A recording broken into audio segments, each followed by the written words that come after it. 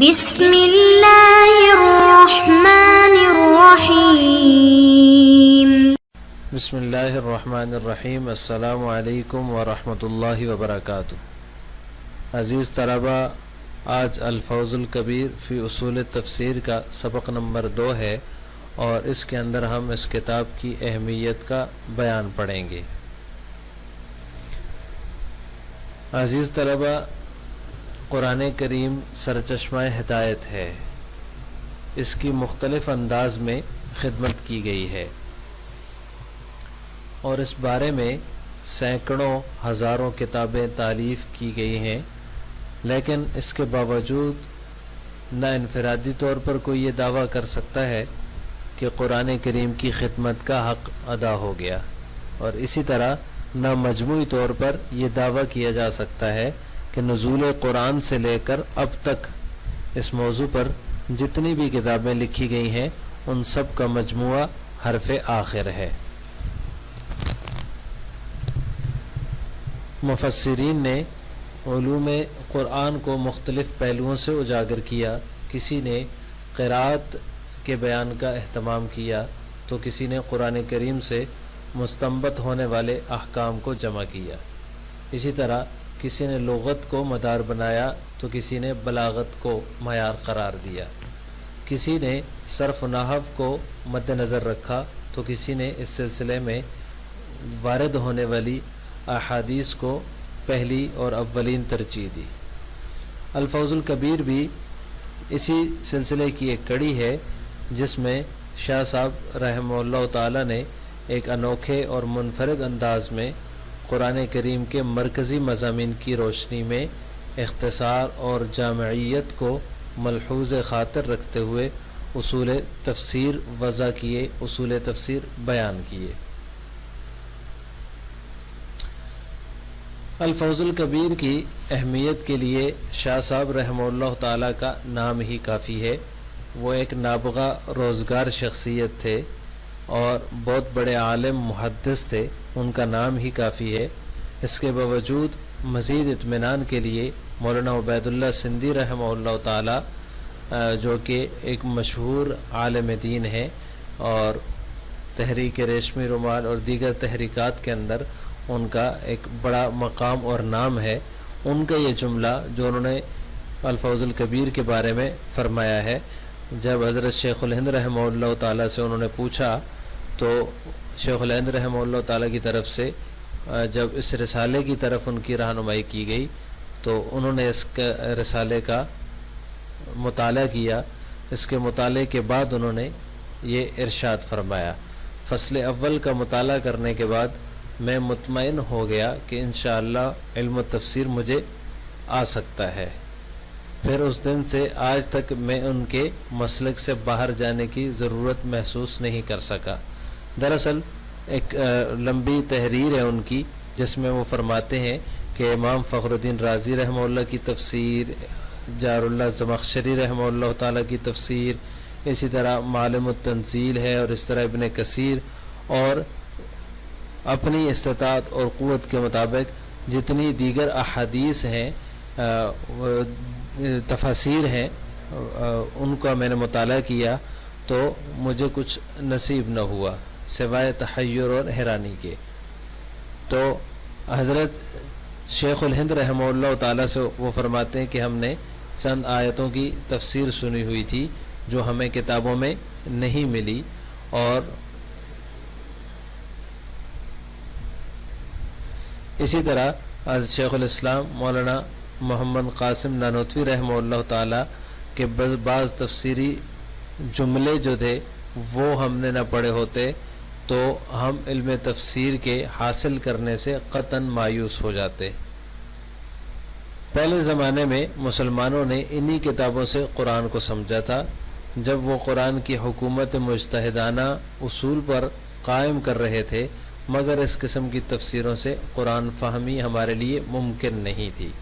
تو مولانا شیخ الہند رحمہ اللہ تعالیٰ سے اصول تفسیر پر کتابیں جب انہوں نے مانگی تو آپ نے الاتقان فی علوم القرآن کی طرف رہنمائی فرمائی۔ وہ فرماتے ہیں کہ میں نے الاتقان فی علوم القرآن کا بارہا مطالعہ کیا تو سوائے چند اوراق کے مجھے اس میں کوئی دلچسپ چیز نظر نہیں آئی جسے اصول کا درجہ دیا جا سکے۔ تو پھر انہوں نے حضرت شیخ الہند رحمہ اللہ تعالیٰ کی طرف رجوع کیا، تو حضرت شیخ الہند رحمہ اللہ تعالیٰ نے ان کو اس رسالے کی طرف رہنمائی فرمائی جو کہ الفوز الکبیر کے نام سے ہے۔ انہوں نے فرمایا کہ حضرت شاہ ولی اللہ رحمہ اللہ تعالیٰ نے اس حوالے سے ایک مختصر سا رسالہ تصنیف فرمایا ہے، آپ اس کا مطالعہ کریں۔ تو وہ فرماتے ہیں فصل اول کا مطالعہ کرنے کے بعد میں مطمئن ہو گیا، الفوز الکبیر کی جو فصل اول ہے اس کا مطالعہ کرنے کے بعد میں مطمئن ہو گیا کہ علم تفسیر ہمیں بھی آ سکتا ہے اور ہمیں بھی جو ہے علم تفسیر کا علم حاصل ہو سکتا ہے۔ آج کے سبق کا جو دوسرا حصہ ہے وہ علم تفسیر کی تعریف، موضوع اور غرض و غایت ہے۔ اس حصے کے اندر ہم 3 چیزیں پڑھیں گے: علم تفسیر کی تعریف، علم تفسیر کا موضوع اور نمبر 3 علم تفسیر کی غرض و غایت۔ تو علم تفسیر جو ہے اس کی تعریف یہ ہے کہ التفسیر لغتاً الایضاح والتبیین، لغت میں تفسیر وضاحت اور تبیین کا معنی آتا ہے، لغوی معنی اس کا وضاحت اور بیان ہے، اور اصطلاحی معنی اس کا یہ ہے کہ علم یبحث فیہ عن القرآن المجید من حیث دلالتہ علی مراد اللہ تعالی بقدر الطاقت البشریہ۔ علم التفسیر کا اصطلاحی معنی یہ ہے کہ وہ علم جس علم کے ذریعے بحث کی جائے قرآن مجید سے اس حیثیت سے کہ اس قرآن مجید کی دلالت جو ہے وہ اللہ تعالیٰ کی مراد پر ہو، بقدر طاقت البشریہ، انسانی طاقت کے بقدر، یعنی اللہ تعالیٰ کی اس کلام سے مراد کیا ہے، اس مراد پر دلالت کرنے کے لیے قرآن کریم سے جو علم جو ہے وضع کیا جاتا ہے، ایسا علم ہے جس کے ذریعے بحث کی جاتی ہے کہ اللہ تعالیٰ کی مراد معلوم ہو جائے۔ فخرج علم القراءات، اس سے علم قراءت جو ہے وہ نکل جائے گا، کیونکہ علم قراءت وہ علم ہوتا ہے جس کے ذریعے قرآن کریم کے احوال سے بحث کی جاتی ہے، اس کے الفاظ کے ضبط کے لحاظ سے، یعنی اس کے الفاظ کی ادائیگی کیسے ہوگی، اور کیفیت ادائیہ، اس کے ادائیگی کی کیفیت کیا ہوگی، وہ الفاظ سے بحث کی جاتی ہے، تو لہٰذا اس سے علم قراءت نکل جائے گا۔ وقولنا بقدر طاقت البشریہ، اسی طرح جو فرمایا کہ انسانی طاقت کے بقدر، لبیان انہ لا یقدح فی العلم بالتفسیر عدم العلم بمعانی المتشابہات ولا عدم العلم بمراد اللہ تعالی فی الواقع ونفس الامر۔ یہ اس وجہ سے فرمایا کہ انہ لا یقدح فی العلم بالتفسیر عدم العلم، کہ علم بالتفسیر کے اندر جو ہے وہ عدم علم، یعنی جو متشابہات ہیں ان کے معانی کا علم نہ ہونا، یہ علم بالتفسیر کے اندر کوئی قدح نہیں ہے، یعنی کوئی برا نہیں ہے، اس سے اس کو کوئی فرق نہیں پڑے گا۔ ولا عدم العلم بمراد اللہ تعالی فی الواقع ونفس الامر، واقع اور نفس الامر کے اندر اللہ تعالیٰ کی مراد کیا ہے اس کا علم نہ ہونا بھی جو ہے وہ اس سے بھی فرق نہیں پڑے گا۔ اس وجہ سے بقدر طاقت البشریہ کی قید لگا دی، کیونکہ انسانی بس کے اندر جو ہے انسان وہی کر سکتا ہے، اس کے بس سے جو باہر ہے وہ اس کا